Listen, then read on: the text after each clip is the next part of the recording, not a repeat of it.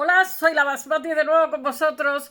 Hoy, para contaros el origen de la Biblia, me voy a ceñir al Antiguo Testamento y el próximo día hablaré del Nuevo Testamento. Simplemente va a ser introductorio porque es mucho más complejo que todo ello, ya que realmente los israelíes que eran los Apirus, son los constructores de catedrales y eran gente que vivía en el creciente fértil entre el Tigris y el Éufrates, y muchos de los pasajes que hay en la Biblia han sido copiados de bien los zoroástricos, como la historia de José, o bien de los sumerios, o bien de los babilonios, como son la historia de Noé y la historia de Moisés. Pero en fin, hay cantidad de préstamos más, como el libro de los muertos, no el tibetano, sino el, el egipcio. En fin, hay que agradecer que se hicieran estas copias porque si no se habrían perdido. Los apirus, los judíos, vivían en el desierto, eran gente muy modesta, muy sencilla, que se cohesionan en torno a la palabra. Y la Biblia tiene muchísima importancia porque es la base de la cultura occidental, de la forma de organización. Después está el Nuevo Testamento, etc. Al principio comienza en el siglo IX, los vestigios que se tienen, y el último escrito, que es de Esdras, es en el siglo IV, el siglo IX antes de Cristo, el siglo IV antes de Cristo. Hay aproximadamente 5 siglos. Ahora os lo voy a contar un poquito mejor. Durante mucho tiempo se pensó que el Pentateuco, que nosotros los católicos también lo tenemos, además de los judíos, los 5 libros, pues eran escritos por Moisés. Después, en el siglo XVIII, realmente ya levantaron su voz diferentes escritores intelectuales diciendo que era imposible que Moisés hubiera escrito eso porque se ven diferentes manos. Hay como 5 manos. 5 manos.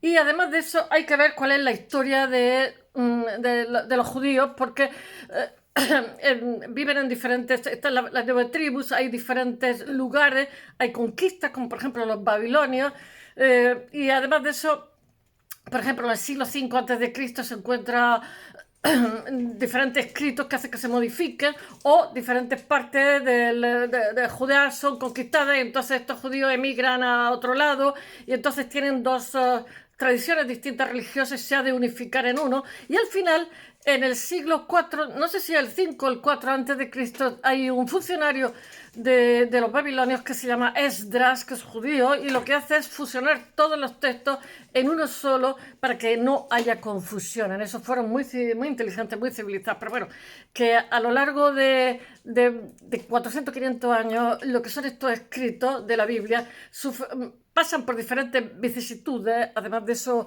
el idioma, el hebreo que se utiliza, va mudando, va cambiando también. Y después, en el siglo III antes de Cristo, pues Ptolomeo reúne, me parece que en Alejandría, 70, 80 sabios judíos, y entonces lo que hace es intentar hacer un solo escrito, pero traducido, yo que sé, al arameo, al hebreo, en fin, a 1000 lenguas.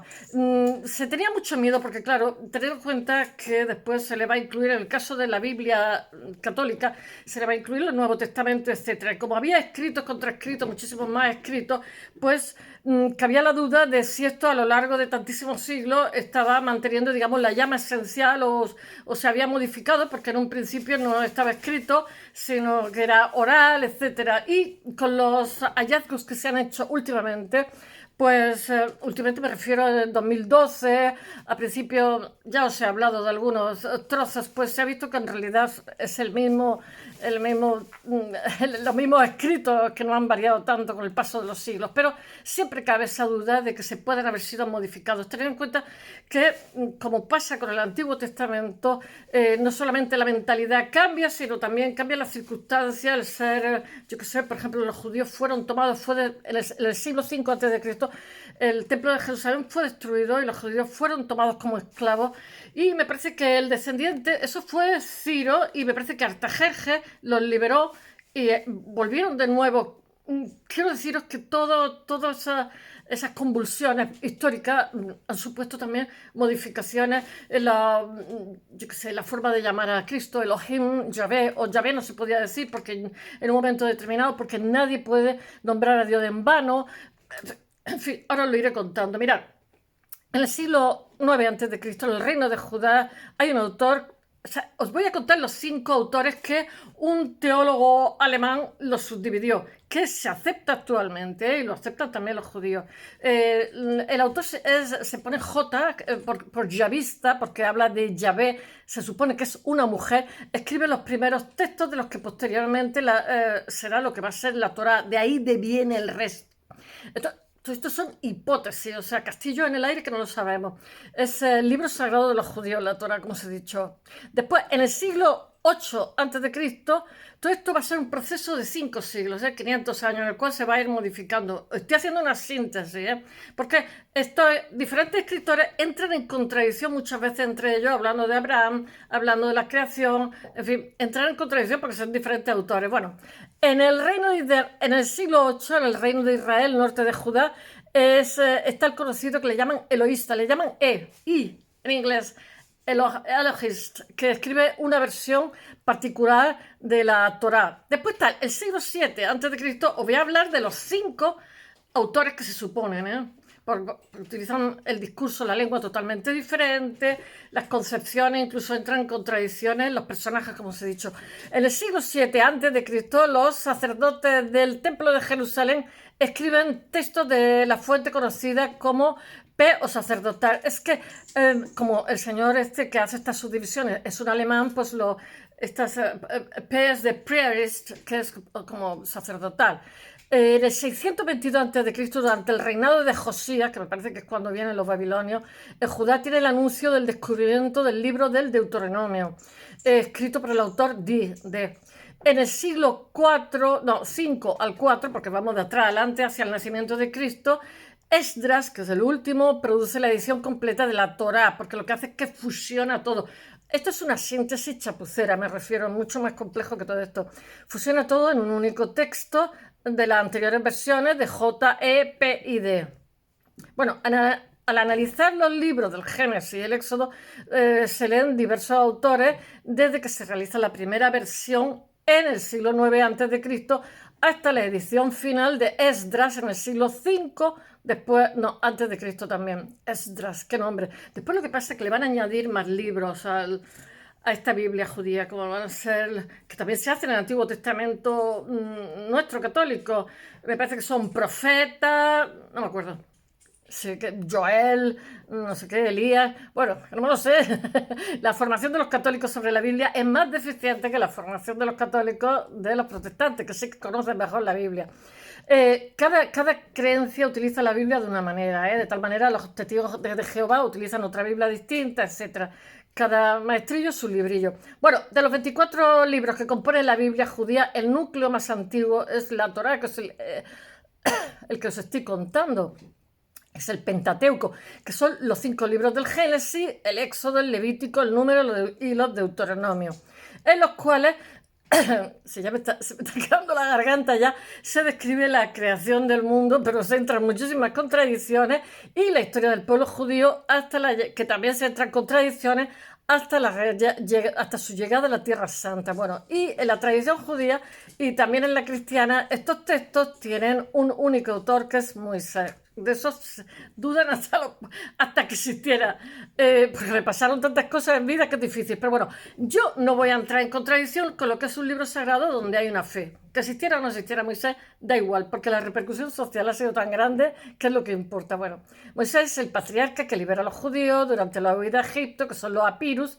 Moisés ha sido encontrado por la hija del faraón, ha sido criado, es un felón a su padre, así que ha sido criado como uno más en la familia. En un momento determinado se pone capitanea lo suyo, entonces el faraón lo persigue, las plagas del faraón, en fin, todas estas historias que hemos visto con Cécile de Mil y otros que han venido detrás, y que nos han contado de pequeño, y que según quien relata en el libro del Éxodo, Dios, que es Yahvé, dicta la Torá a Moisés cuando se encuentra en la cumbre del monte Sinaí. Esa es la historia que conocemos, la historia oficial.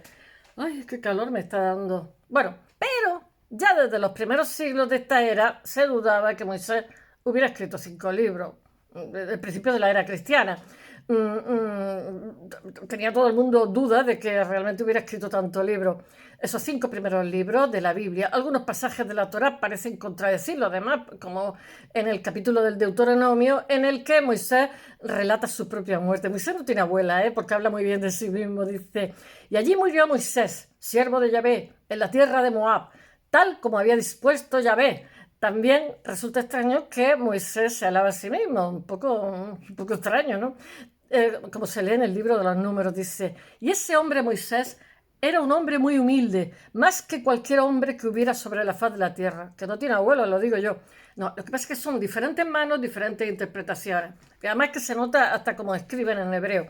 Bueno, a lo largo de la Torá existen episodios que se relatan de manera muy distinta, como si lo hubiera escrito manos diferentes.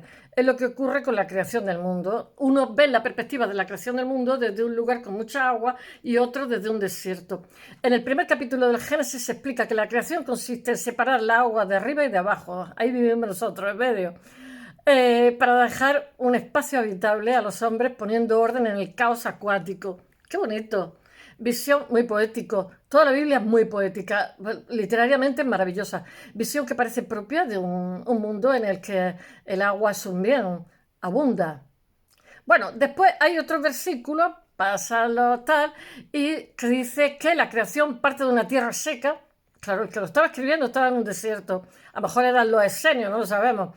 En la que Dios, los textos del Qumran son esenios. Pero yo creo que los textos del Qumran son más después de. Bueno, en esta segunda versión se parte de una tierra seca en la que Dios hace brotar agua. A lo mejor en mi tierra. Y entonces crecen plantas. Es una visión más propia del desierto, que es donde vivía. En el mismo libro, el pacto de Abraham establece con Dios para tener una descendencia numerosa y una nueva tierra donde vivir se presenta de dos modos. Ya me están llamando. En la segunda versión, el capítulo 17, la alianza queda sellada mediante la obligatoriedad de circuncidar a todos los varones cuando nacen, algo que no se menciona después en el capítulo 12. El nacimiento de Isaac se anuncia también de dos formas. La primera en el capítulo 17 por medio de las palabras Elohim. La segunda en el capítulo 18 a través de los seres celestiales que visitan a Abraham y a su esposa Sara. Aquí cada uno hace de mangas capirotes. A veces estas dos formas de contarnos se encuentran en lugares distintos de los textos y otra vez están entrelazados. El caso más evidente es el del diluvio. El diluvio que ya aparece en Sumer antes que aparezca en la Biblia, el relato del diluvio universal. Según qué versículo hay animales puros o animales impuros. Se habla, por ejemplo, de diferentes duraciones de la estancia en el arca. Unos dicen, en una zona de la Biblia dice 150 días, en otras zonas dice un año, y después también distintos tipos de animales, unos que entran en el arca, una pareja de cada especie, o bien 7 parejas de los puros y una pareja de los impuros. No sé qué serían los impuros, las serpientes que me dan miedo, espero. O de varios episodios de liberación de aves, como cuervos, palomas. El caso que el análisis del texto bíblico en su original hebreo muestra, yo qué sé, como forma y estilo y expresiones de la evolución de la lengua. Porque ya sabéis que cuando se crea una gramática se fosiliza de alguna forma, se detiene, se crea un estándar, ¿no? Pero aquí no hay ninguna gramática. Entonces la lengua va evolucionando y entonces también van evolucionando los relatos. Eso condiciona la lectura. Esto es evidente en ciertos pasajes en tono poético. Es curioso porque es como si mezclara el cantar de Mío Cid con Cervantes. O sea, entender el cantar de Mío Cid cuesta trabajo, ¿eh? Bueno, pues claro, porque hay una lengua hebrea muy, muy arcaica. Yo qué sé. Os he dicho como el cantar de Mío Cid, otro del Quijote y otros estarían escritos como la lengua actual. Aunque ya existen dudas razonables desde mucho tiempo atrás, el primer autor moderno que plantea la imposibilidad de que Moisés sea el autor del Pentateuco es el filósofo inglés Thomas Hobbes, el que escribió Leviatán, famosísimo, que lo damos en la universidad a todo el mundo, en 1651. En el siglo XVIII se elaboraron las primeras demostraciones. Bueno, en 1753 hay un médico francés que se llama Jean Struck, que intuye la existencia de dos autores diferentes en el texto de la Biblia, en el Génesis. Y en 1780, sí que salta a la vista, hay un alemán que es un teólogo muy famoso que se llama Johann Gottfried Eichhorn, que extiende esta afirmación a todo el Pentateuco. Dice que hay 5 escribas ahí en la Biblia, como poco. En 1878, el biblista alemán Bellhausen formula su hipótesis documentaria y sigue siendo, que es aceptada hasta hoy, que es la que os he contado, y en todo caso, yo qué sé, que se puede variar la fecha de quién es uno y quién es otro, pero está claro que hay 5 manos en el Pentateuco. La hipótesis documentaria mantiene que el texto de los 5 primeros libros de la Biblia, como han llegado hasta hoy, se pueden distinguir varias secciones que están escritas por gente diferente y en momentos históricos totalmente diferentes y en lugares totalmente distintos porque, como os he dicho, unos escriben desde la abundancia de agua y otros desde el desierto. Bueno, según la hipótesis de Bellhausen, la redacción más antigua de la Torá quizás son una serie de secciones que presentan ciertos rasgos comunes. El más visible es el que Dios se llama Yahvé. Un término que después, en un momento posterior, se prohíbe, queda prohibido pronunciar, porque no se puede decir la palabra de Dios en vano. Eso aparece en el Éxodo. No preferiréis en vano el nombre de Yahvé, tu Dios. Además, las escenas relatadas como la destrucción de Sodoma y Gomorra o la historia de Abraham y su sobrino Lot se sitúan en torno a Jerusalén y los montes de Judea, y los protagonistas realmente son los patriarcas de las tribus de Israel. 7 tribus, sí. En esos lugares, Rubén, Simeón, es que tengo que pensarlo, las 12 tribus, que no me acuerdo cuánto fueron. Rubén, Simeón, Leví y Judá. Bueno, todo esto ha hecho pensar que el autor de todas estas secciones, denominado el yihadista, por el nombre que da a Dios, se prepone en una JG, de Yahvist, que fue alguien relacionado, ese es el que suponen que es mujer, con el ejemplo de Yahvé, Jerusalén, en el tiempo que esta ciudad, la que empezó la Biblia era mujer, es la capital del reino de Judá desde el 930 a.C., casi 1000 años antes de Cristo, se separa del otro reino judío de Israel situado al norte. Por ello, se considera que escribe su obra en torno a los siglos entre el 9 y el 8. Otra zona del Pentateuco se distinguen porque en ella Dios es Elohim, Eloi, que decimos en español, en lugar de Yahvé, por lo que su autor se le llama el elogista o le pone una E. Además, mientras que el autor anterior sitúa la revelación de Dios a Moisés, en el monte Sinaí este lo denomina Joreb, o sea que hay 2 versiones distintas de lo que es la misma historia. O sea, tradiciones que hay que fusionar. En eso fueron muy listos, porque para cohesionar un grupo no puedes tener varias interpretaciones, que es lo que pasó cuando vinieron sacaron a los falashas de Etiopía, ¿no? Que tienen una forma totalmente más antigua de interpretar la religión judía. Bueno, Joreb es otra forma de la revelación. ¿Cómo fue la revelación? Que no fue en el Sinaí, sino en Joreb.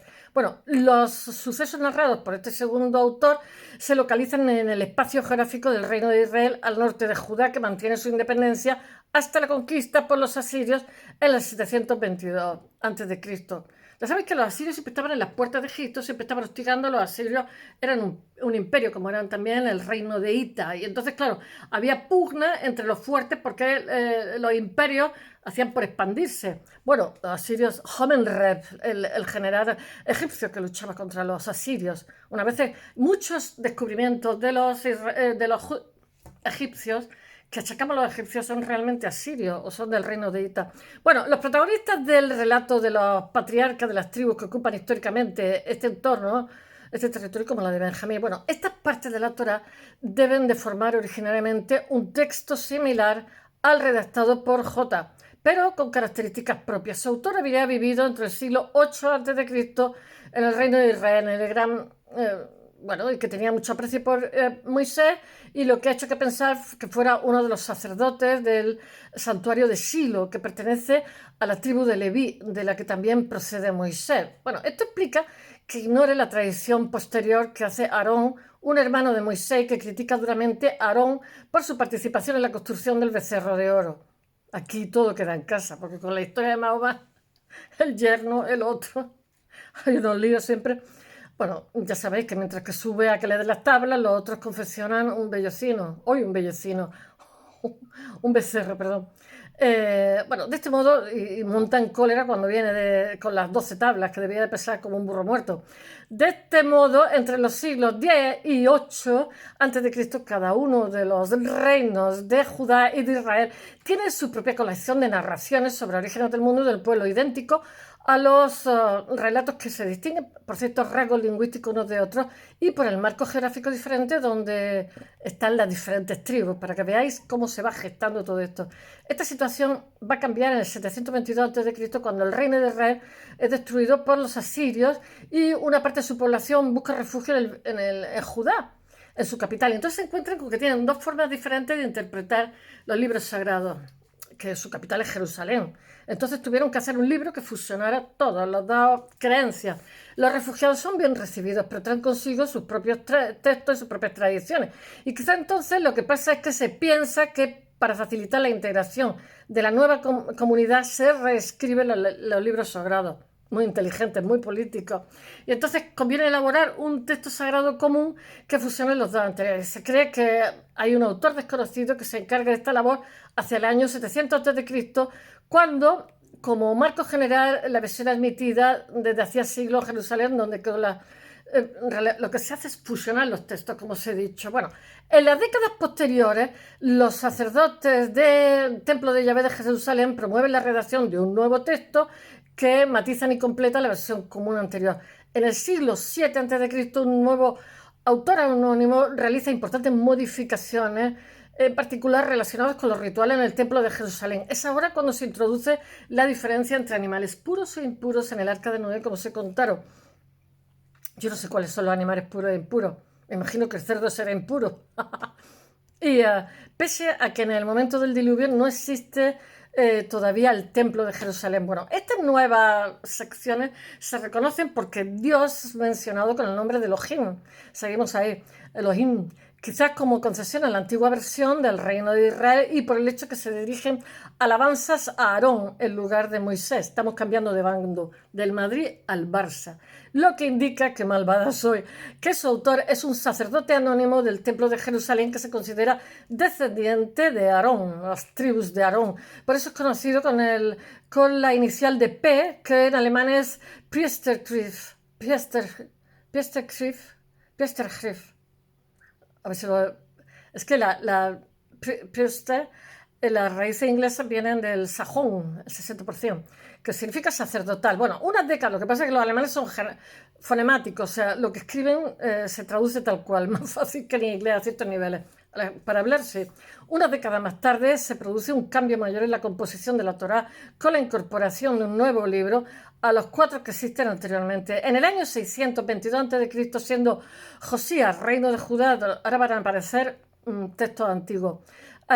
Están haciendo una obra de remodelación en el templo en el templo de Yahvé en Jerusalén, y se descubre un nuevo texto que contiene una parte desconocida de la ley de Dios. Entonces se ven en la obligación de cambiarlo porque se había modificado mucho, que había dictado Moisés en el Sinaí. Este texto se presenta como cuando están haciendo reformas, con una serie de discursos de Moisés, mientras que el resto del Pentateuco consiste en las palabras que Dios dicta a Moisés.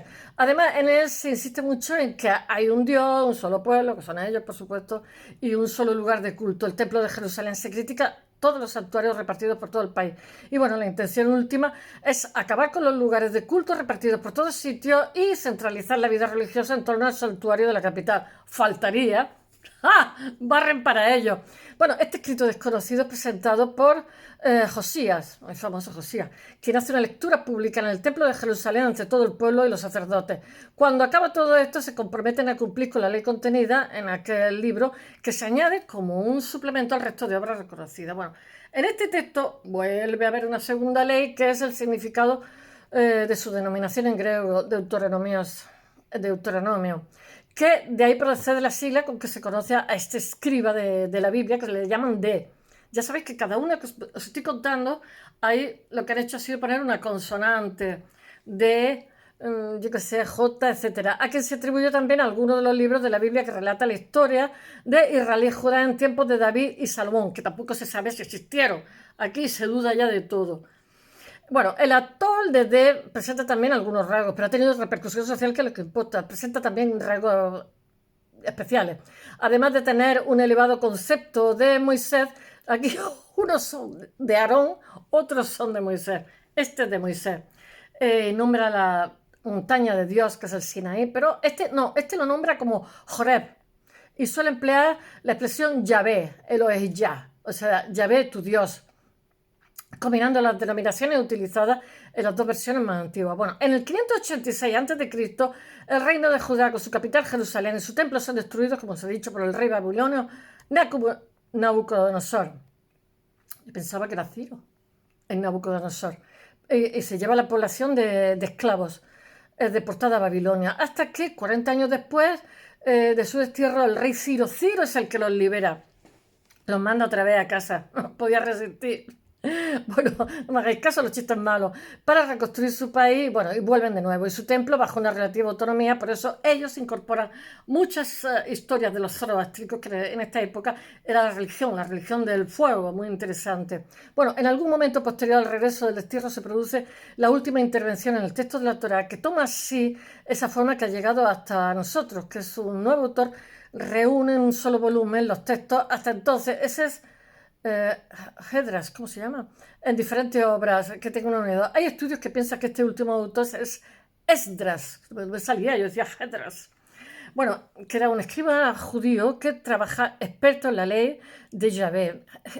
Esdras era funcionario del rey Artajerjes, que le ha enviado a reorganizar el culto a Jerusalén. Si el rey Artajerjes, su misión tiene lugar poco después del 457 a.C.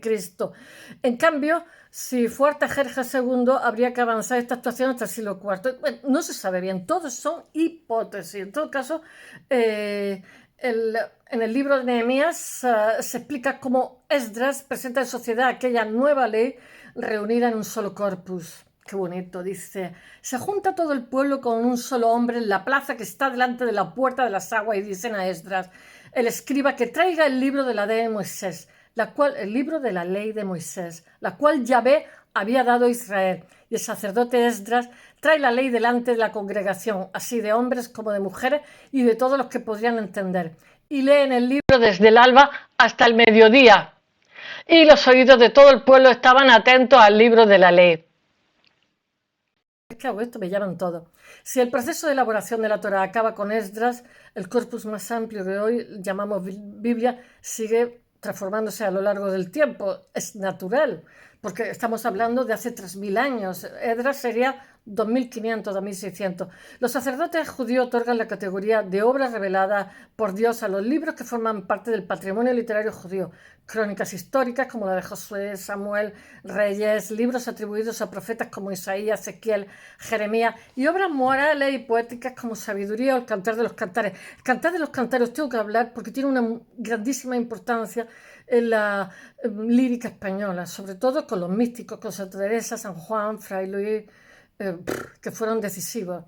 Bueno, todos estos textos, todos hijos de judíos, o sea, todos hijos descendientes de judíos que en un momento determinado, por las cuestiones políticas, tienen que convertirse al catolicismo. Bueno, todos estos textos forman la Biblia judía, que en los primeros siglos de nuestra era se convertiría en el núcleo del Antiguo Testamento cristiano. Bueno, el capítulo 12 del Génesis, redactado por el autor más antiguo de la Biblia, explica que Abraham, en su viaje desde la ciudad mesopotámica de Ur, junto a su esposa Sara y su sobrino Lot, llega a Canaán y luego a la región de Negev. Pero una hambruna les obliga a marchar a Egipto. Allí sucede una curiosa historia, y es que su esposa, como es muy guapa, los egipcios temen, o sea, Abraham teme que los egipcios lo maten para quedarse con la mujer. Entonces lo que convence es que se haga pasar por su hermana, y así no lo matan. Al verla, unos oficiales egipcios la alaban ante el faraón y este ordena que se traigan para que sea su concubina, a cambio de lo cual Abraham recibe muchos regalos, rebaños, ovejas, estaban muertos de hambre,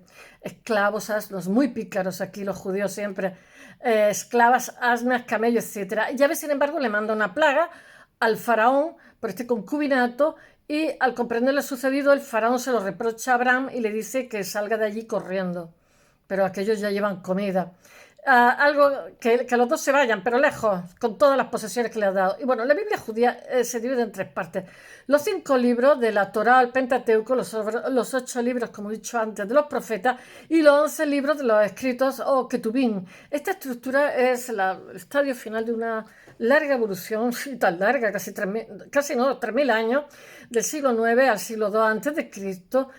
Los cambios a lo largo del tiempo son muy visibles en los libros de la Torá porque utilizan un tipo de hebreo distinto y cuyas secciones se pueden atribuir a los autores y momentos históricos diferentes. Por ejemplo, la ley Torá es el Génesis, el Éxodo, el Levítico, Número, Deuteronomio. Después los profetas, como he dicho, son Josué, Jueces, Samuel, Reyes. Después están los que son posteriores son Isaías, Jeremías, Ezequiel. Después hay 12 profetas menores que son Oseas, Joel, Amós, Abdías, Hanán, Miqueas, Nahum, Sinfonía, Ageo, Habacuc. Habacuc nunca lo había oído. Zacarías, Malaquías, etc. Después los escritos son los salmos, los proverbios, el libro de Job, Cantar de los Cantares, que me encanta, Ruth, Lamentaciones, Eclesiastés, que también me chifla, Esther, Daniel, Esdras y Nehemías, Crónicas. Bueno, el nombre de Dios, el primer capítulo de Génesis, fue redactado en el siglo 6-7 por el autor P, que usa la denominación Elohim. En el principio creó Elohim los cielos y la tierra. La tierra era caos y confusión, oscuridad, y por encima del abismo y un viento de Elohim aleteaba por encima de las aguas. Dijo Elohim, haya luz, y hubo luz.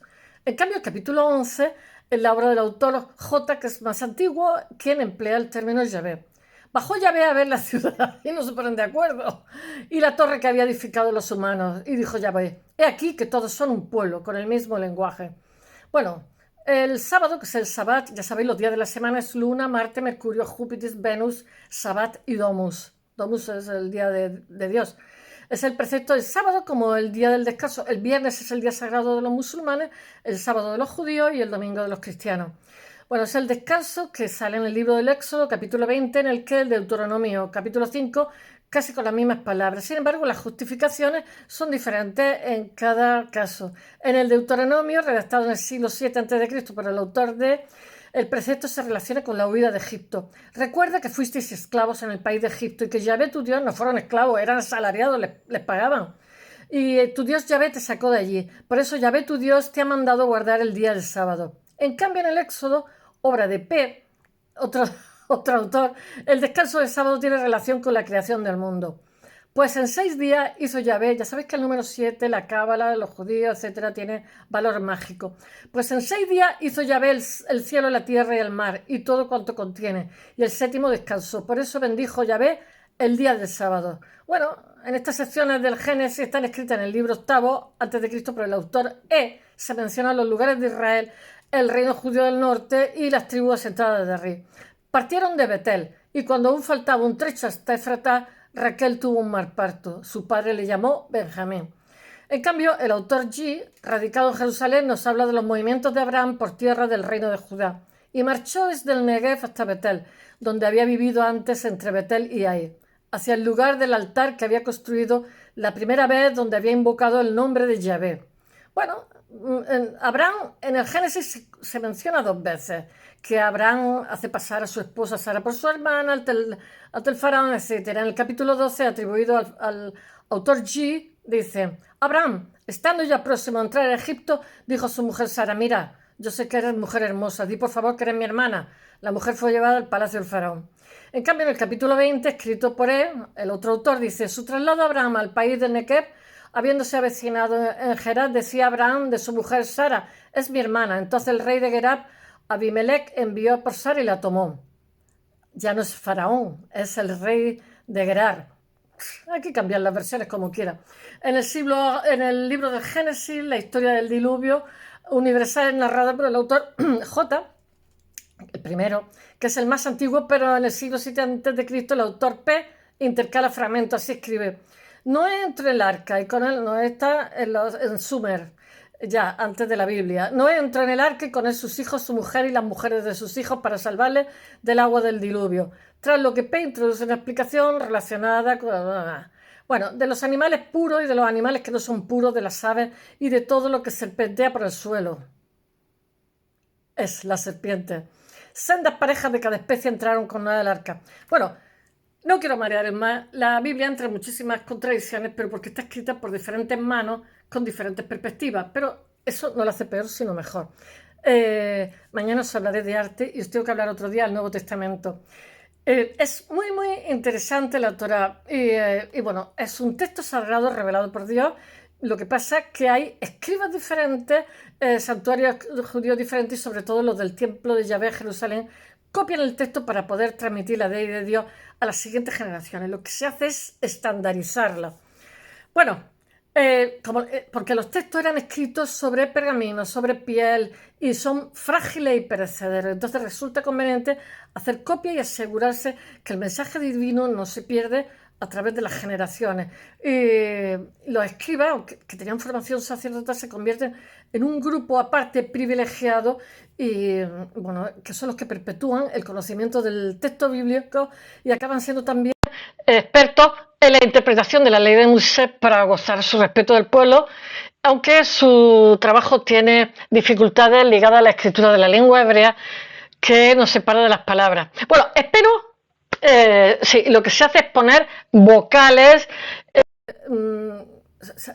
Me parece que lo que hacen es poner vocales o consonantes para que se pueda entender, o sea, para que se pueda entender mejor y no haya confusión, ambigüedad.